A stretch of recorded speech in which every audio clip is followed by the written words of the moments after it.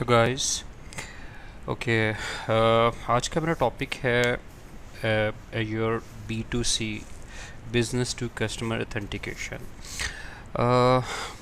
बहुत से लोगों को मैंने क्वेश्चन करते हुए देखा है कि क्या सिनेरियोज़ होंगे जिनकी बेस के ऊपर एक एक्सटर्नल यूज़र हमारे एक्टिव डायरेक्टरी के साथ ऑथेंटिकेट कर जाए। तो उसको कैटर करने के लिए यूर ने हमें B2C प्रोवाइड किया है, जो कि क्या करता है। मैं थोड़ा सा इसका पहले ओवरव्यू आप लोगों को देता हूँ और फिर मैं एक ऐसे सेक्शन की तरफ जाऊँगा जहाँ पर मैं आपको एक्चुअली इसके फॉर्म्स वगैरह क्रिएट करके इसका पूरा वर्क फ्लो क्रिएट करके आपको दिखाऊंगा। तो ये बिज़नेस टू कस्टमर है क्या कि हमारी एक एप्लीकेशन है और उस एप्लीकेशन के डेफिनेटली हमारे अपने यूज़र्स होते हैं जो हमारी अपनी एक्टिव डायरेक्टरी में होते हैं या हमारे इंटरनल यूज़र्स होते हैं। लेकिन अगर हम कोई भी एक्सटर्नल यूज़र जो कि हमारी डायरेक्टरी का नहीं है, किसी भी सोशल मीडिया से आ सकता है, मतलब वो जीमेल का हो सकता है, वो अमेज़ॉन से आ जाए, वो किसी भी डोमेन से आ जाए, उसको वो सेम राइट्स और थिंग्स हम प्रोवाइड करें, तो डेफिनेटली हमें कोई ना कोई ऐसा मैकेनिज़्म चाहिए जिसके ज़रिए वो अपनी इन्फॉर्मेशन हमारे सिस्टम को दे और हमारा सिस्टम फिर उस इन्फॉर्मेशन को अपने पास सेव रखे, ताकि वो नेक्स्ट जब दोबारा हमारे पास आता है तो उसकी सारी की सारी इन्फॉर्मेशन हमारे पास मौजूद हो, ताकि वो एक हमारा अपना यूज़र कंसीडर किया जाए। दो it will be external user, लेकिन वो एक ऐसा यूज़र होगा जो हमारे सिस्टम के साथ लिंक्ड हो सकता है, कनेक्ट कर सकता है। तो ये थोड़ा सा ओवरव्यू है बिज़नेस टू कस्टमर ऑथेंटिकेशन का। इसके अंदर यही चीज़ें मैंने एक्सप्लेन की हैं कि किसी भी किस्म का कोई यूज़र हो, कहीं भी सोशल मीडिया का कोई भी यूज़र आता है, उसको हम लोग एक सिंगल साइन ऑन के ज़रिए एक्सेस। सिंगल साइन ऑन ये होता है कि हमारा एक फॉर्म क्रिएट होगा, हम क्रिएट नहीं करेंगे खुद, वो ऑटोमेटिकली हमें B2C क्रिएट करके देगा। उस फॉर्म को हम अपनी एप्लीकेशन के साथ जस्ट लिंक करेंगे और जैसे ही कोई एक्सटर्नल यूज़र आएगा, once he will click on that form as a sign up, उसकी इन्फॉर्मेशन लेकर जो है ना वो सिस्टम को प्रोवाइड कर दी जाएगी। तो अगला जो प्रोसेस है उसका प्रॉपर टोकन जनरेट होता है और वो ऑथेंटिकेट होता है, that is a single sign on, हमारी एक्सेस उसको प्रोवाइड कर दी जाएगी। इस सारे मैकेनिज़्म को हम कस्टमर आइडेंटिटी एक्सेस मैनेजमेंट भी कहते हैं, CIAM का भी नाम दिया जाता है, जिससे your millions of the user जो आप कहें वो डेली बेसिस के ऊपर जो है वो उनके साथ वो काम कर रहा होता है। तो ये हमें एक मुकम्मल वर्कफ़्लो प्रोवाइड करता है। इस वर्कफ़्लो की बेस के ऊपर हम लोग अपने साइन अप के फॉर्म बनाएंगे, साइन इन के फॉर्म बनाएंगे और इसी तरह के बहुत से और बिल्ट इन फॉर्म्स हमारे पास मौजूद हैं, जिसके ज़रिए हम लोग क्या कर सकते हैं कि हम यूज़र के प्रोफाइल को एडिट कर सकते हैं और उसके अलावा उसका पासवर्ड रीसेट कर सकते हैं एंड और बहुत सी ऐसी चीज़ें हैं जो बिल्ट इन मौजूद हैं, मैं आपको अभी आगे जाके एक्सप्लेन करूँगा। तो ये इसका एक छोटा सा ओवरव्यू है। अब थोड़ा सा इसका मैं स्ट्रक्चर आपको समझा दूँ।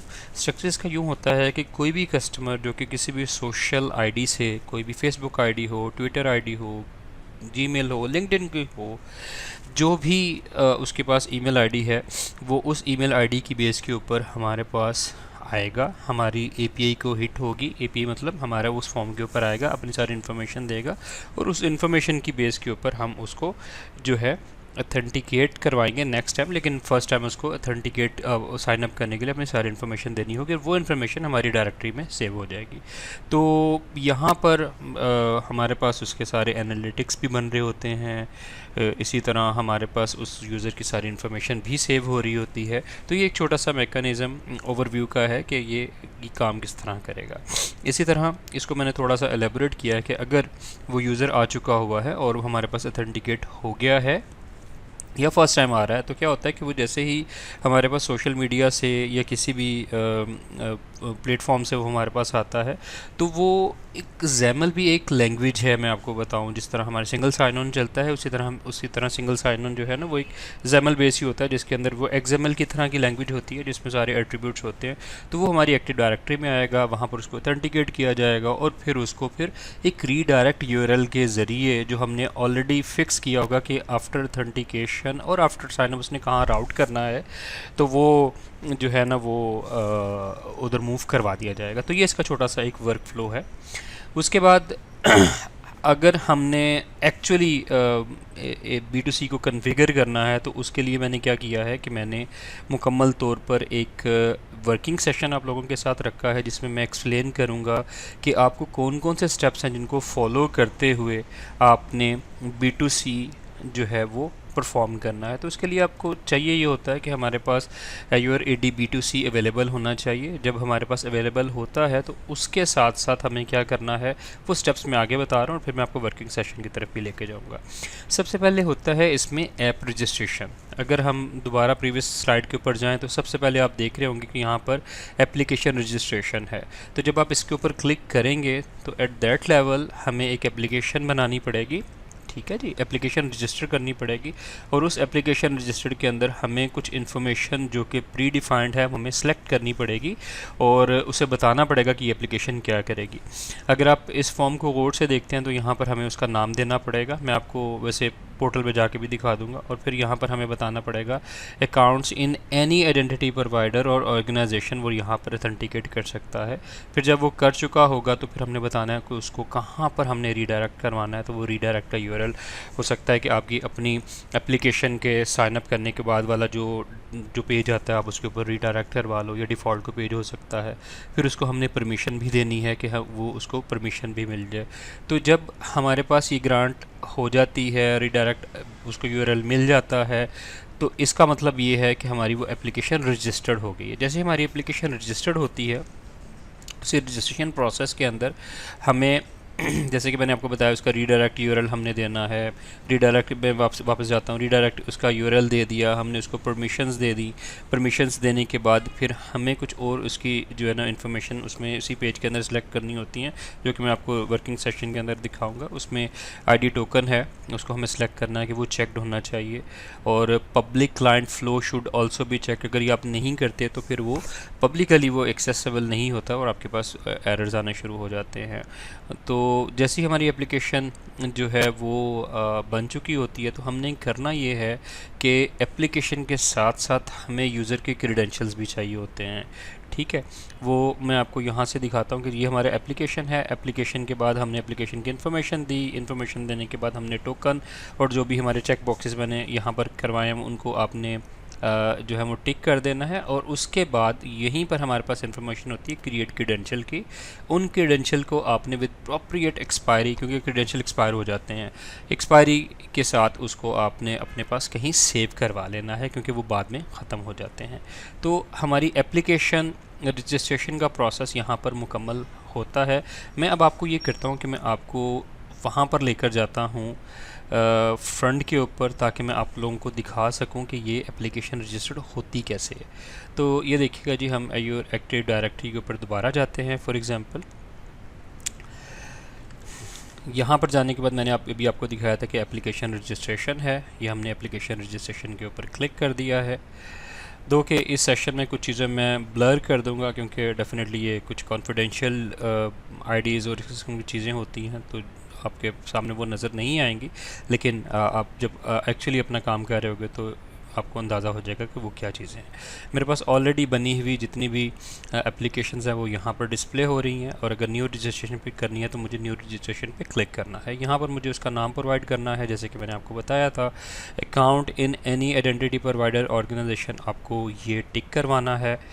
रीडायरेक्ट यूआरएल के ऊपर आपको बताना है कि आपका प्लेटफॉर्म क्या है, वेब है, सिंगल साइन एसपीए है या पब्लिक कोई क्लाइंट है या डेस्कटॉप है, आपको वो बताना है। और इसको फिर आपको जो है वो ग्रांट एडमिन जो है ना वो कॉन्सेंट आपने सेलेक्ट करना है और इसको रजिस्टर करवा देना है। तो जैसे ही आप इसको रजिस्टर्ड करवाओगे आपकी एप्लीकेशन बन के सामने आ जाएगी। फॉर एग्जांपल मेरी ये एप्लीकेशन है। अब उस एप्लीकेशन पे क्लिक करोगे। एप्लीकेशन पे क्लिक करने के बाद यहाँ पर उस एप्लीकेशन की ये जो इन्फॉर्मेशन है ये बहुत इंपॉर्टेंट इन्फॉर्मेशन है। यहाँ पर उसका क्लाइंट आईडी है, उसकी टेनेंट आईडी है जिसको डायरेक्टरी आईडी कहते हैं। ये दोनों इन्फॉर्मेशन हमें चाहिए होंगी जब हम एप्लीकेशन को कनेक्ट, यानी कि अपनी वेब एप्लीकेशन को इसके साथ कनेक्ट कर रहे होंगे या किसी तरह से अथेंटिकेट करवाने की कोशिश करेंगे। तो at that level we would have to have these two IDs available with us. उसके बाद जो मैंने अभी आपको बात कही थी कि इसको अथेंटिकेट करवाना है। अथेंटिकेशन भी आप जब क्लिक करोगे ये एप्लीकेशन के अंदर ही हैं, तो यहाँ पर हमें रीडायरेक्ट यूआरएल मैंने ऑलरेडी दिया हुआ था वो यहाँ पर आ गया। अब दूसरे और भी यूआरएल यहाँ पर दे सकते हैं। बहुत इंपॉर्टेंट चीज़ ये है कि यहाँ पर आईडी टोकन्स को सिलेक्ट होना चाहिए, use to implicit and hybrid flow. हमें, क्योंकि यूज़र के साइन अप और के बाद जब साइन इन करता है तो हमें उसका टोकन जनरेट कराना है, तो ये हमारे पास ऑप्शन सेलेक्टेड होनी चाहिए। Other than that allow public client flow भी यहाँ पर हमारे पास इनेबल आप यहाँ से करवा सकते हो अगर आप डेस्कटॉप फ्लो के ऊपर जाना चाहते हो, लेकिन ये ऑप्शनल आप इसे इनेबल करवा देते हो तो इट वुड वर्क। अदरवाइज़ अगर नहीं ज़रूरत तो इसको नहीं करवाना। ऑथेंटिकेशन होने के बाद आपको उसके सर्टिफिकेट्स पे जाना है। ये भी एक इम्पॉर्टेंट चीज़ है, और सर्टिफिकेट्स का मैं आपको बताऊं कि ये जैसे ही आप क्रिएट करते हो तो ये सर्टिफिकेट्स तब तक ही नज़र आते हैं क्योंकि बड़ी सेंसिटिव इन्फॉर्मेशन है। इस सर्टिफिकेट के बाद जिसके पास ये होता है तो डेफिनेटली वो ऑथेंटिकेट हो सकता है इजीली। तो आपने जो जो अपना सर्टिफिकेट बनाना है उसको फ़ौरन ही कॉपी करके उसकी वैल्यू को अपने पास रखवा लेना है, ताकि नेक्स्ट टाइम जब मैंने बनाया हुआ था मेरा यहाँ से गायब हो गया, अब मेरे पास वो अगर कहीं साइड पे मैंने उसको नहीं सेव किया हुआ तो ये मेरे पास अवेलेबल नहीं है। तो ये आपको लाजमी अपने पास रखवाना है, अदरवाइज़ फिर आपको दोबारा बनाना पड़ेगा, और इसकी एक्सपायरी भी बड़ी इंपॉर्टेंट चीज़ है। तो ये चीज़ें जब आपके पास हो जाती हैं तो इसका मतलब ये है कि आपकी एप्लीकेशन अब रेडी है। मैं दोबारा पीपीटी पे वापस जा रहा हूँ, ठीक है। तो ये आपकी एप्लीकेशन अब इस वक्त रेडी हो गई है जी। एप्लीकेशन रेडी होने के बाद अब हम जाएंगे दोबारा B2C के अंदर। B2C में ही एप्लीकेशन थी दो, तो वहाँ पर दोबारा जाएंगे। तो वहाँ पर आपको मैं दिखाता हूँ कि वहाँ पर क्योंकि हमने यूज़र का फ़्लो बनाना है, फ़्लो में क्या होगा कि हमने यूज़र की इन्फॉर्मेशन गेट करनी है। तो हमारे पास जब हमारा एक नॉर्मल फॉर्म होता है उसके अंदर भी हमारी फील्ड्स होती हैं। जो B2C का फॉर्म है ना उसके अंदर भी आपके पास फील्ड होंगी। तो कुछ फील्ड्स बिल्ट इन यहाँ पर मौजूद हैं जो कि मैं अभी आपको दिखाता हूँ, और इसमें प्रोविजन मौजूद है कि आप उसको ऐड करना चाहो फील्ड्स को तो आप ऐड भी करवा सकते हो। तो ये मैं आपको दिखाता हूँ कि दोबारा हम चलते हैं जी अपने ब्राउज़र के ऊपर। अगर आप यहाँ पर थोड़ा सा गौर करते हो तो यहाँ पर यूज़र एट्रीब्यूट्स के नाम से लेफ़्ट साइड पैनल के ऊपर आपके पास मौजूद है। लेफ़्ट के ऊपर आप इस पर क्लिक करते हो तो लेट इट लोड। ये देखें आप बहुत से इन्फॉर्मेशन ऑलरेडी मौजूद हैं। ये जितनी भी हमारी स्टैंडर्ड चीज़ें हैं ना वो सारी की सारी यहाँ पर मौजूद होती हैं, और यहाँ पर ऐड की ऑप्शन भी मौजूद है कि अगर आप उसको कोई फील्ड नहीं बनाना चाहते हो, उसकी कोई डाटा टाइप बताना चाहते हो, कोई डिस्क्रिप्शन देना चाहते हो, तो वो आप उसको इंक्लूड कर सकते हो। और जब यूज़र का फॉर्म बनेगा जो कि ऑटो बनना है उसमें आप सिलेक्शन कर सकते हो कि यार मुझे कौन कौन सी फील्ड चाहिए। तो ये भी एक अच्छी इंपॉर्टेंट चीज़ है, यू मस्ट नो कि ये क्या होगा। अच्छा जी, उसके बाद आगे चलते हैं जी। जैसे ही हमने यूज़र के एट्रीब्यूट्स बना दिए तो उसके बाद हमारा एक्चुअल काम स्टार्ट होता है, यानी कि हमारी एप्लीकेशन बन गई, हमारे यूज़र के एट्रीब्यूट बन गए। अब हमने फ़्लो बनाना है। तो यहाँ पर कुछ बिल्ट इन फ़्लोज़ हमारे पास मौजूद हैं। अगर आप मैं दोबारा वहाँ पर जाकर आपको दिखाऊँगा। इसमें क्या है, हमारे पास साइन अप और साइन इन का फ़्लो है, प्रोफाइल को एडिट करने का फ़्लो है, पासवर्ड रीसेट का फ़्लो है, साइन अप सिंपल है, एक साइन इन और साइन अप इकट्ठा है, और एक साइन अप और साइन इन सेपरेट है। ये अपनी नीड के मुताबिक है। और इसी तरह sign in using the resource owner password credential, ये भी हमारे पास इसका फ़्लो मौजूद है। तो मैं दोबारा फ़्लो वापस वहाँ पर आता हूँ। जब आप फ़्लो के ऊपर दोबारा जाते हो तो यहाँ पर कुछ मैंने फ़्लोज़ ऑलरेडी बना के रखे हैं जिनको मैं ब्लर कर दूँगा। लेकिन अगर आपने अपना कोई फ़्लो बनाना है तो आप उस फ़्लो के ऊपर क्लिक करोगे, यहाँ से फ़्लो को सिलेक्ट करवाओगे, यहाँ पर ऑप्शन आ रही है रिकमेंडेड की, उसको क्रिएट करोगे, और जैसे ही आप क्रिएट करोगे लेट इट ओपन। अच्छा जी, तो वो आपसे मांगेगा जी आपके फ़्लो का नाम क्या है, लोकल आपने अकाउंट से साइन अप करना आना है, आपका टाइप ऑफ मेथड क्या है, ईमेल सिंपल चाहिए, एसएमएस ईमेल चाहिए, ये आपकी मल्टी फैक्टर ऑथेंटिकेशन की बात हो रही है, और आपकी नॉर्मल ऑथेंटिकेशन। अगर आप मल्टी फैक्टर ऑथेंटिकेशन करवाना चाहते हो, यानी कि मल्टी फैक्टर ऑथेंटिकेशन MFA ये होता है कि वो ईमेल और SMS दोनों पे चलेगा। आपको एक SMS के आएगी और फिर आप उसको वैलिडेट करोगे, और फिर आप जो है ना आगे उसमें लॉगिन कर सकोगे, अदरवाइज़ नहीं कर सकोगे। तो यहाँ से आप उसे ऑन एंड ऑफ करवा सकते हो, और यहाँ पर उसका टाइप ऑफ मेथड बता सकते हो। उसके बाद बहुत important cheese user attribute and token claim. ये क्लेम्स हैं, जब यूज़र ऑथेंटिकेट हो जाएगा तो कौन कौन सी चीज़ें वापस भेजनी है, क्योंकि जब हमारा JWT टोकन बनता है तो उसके अंदर हमारे पास पता होना चाहिए कि यार यूज़र कौन था, दो के आईडी वगैरह आ रही होती है, उसके अलावा आप कोई एक्स्ट्रा चीज़ें लेना चाहो तो आप उसको यहाँ पर सिलेक्ट करवा सकते हो। और इसी तरह उसके एट्रीब्यूट को सिलेक्ट आपने साइन अप करवाने के बाद साइन अप होता है तो कुछ चाहिए तो वो आप यहाँ से वो भी सिलेक्ट करवा सकते हो। अच्छा जी, ये मैं दोबारा पीपीटी पे आ गया। ये सारी चीज़ें मैंने अभी आपको एक्सप्लेन कर दी हैं। और जैसे ही अब आप कोई एक फ़्लो बना चुके होते हो, मैं किसी एक फ़्लो को ओपन करता हूँ क्योंकि मैं इसे क्विकली रैप अप करूँगा क्योंकि वीडियो में लंबी नहीं करना चाह रहा। तो कोई भी फ़्लो उसको आप उस पर क्लिक करते हो, क्लिक करने के बाद वो फ़्लो आपके सामने नज़र आ जाता है। Let it open. अच्छा जी,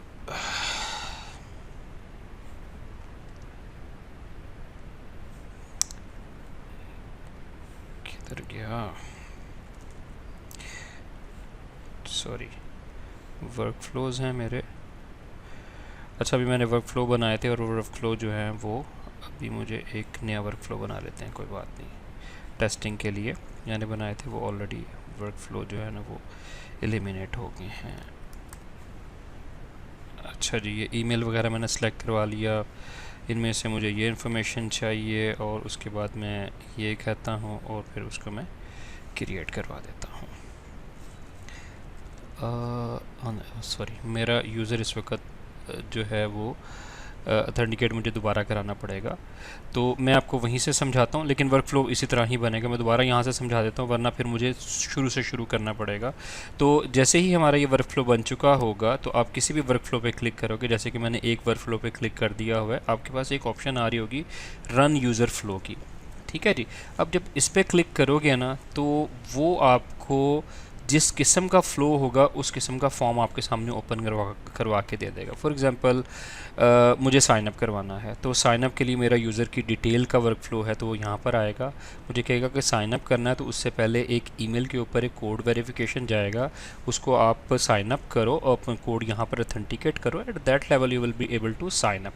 जब आप साइन अप हो जाओगे तो फिर वो यूज़र आपका एक्सटर्नल यूज़र के तौर पर सिस्टम के अंदर आ जाएगा। ठीक है, इसी तरह साइन इन का क्लिक करोगे तो साइन इन वाला ओपन हो जाएगा, एडिट पे क्लिक करोगे तो एडिट वाला आ जाएगा। ये रन कर सकते हो।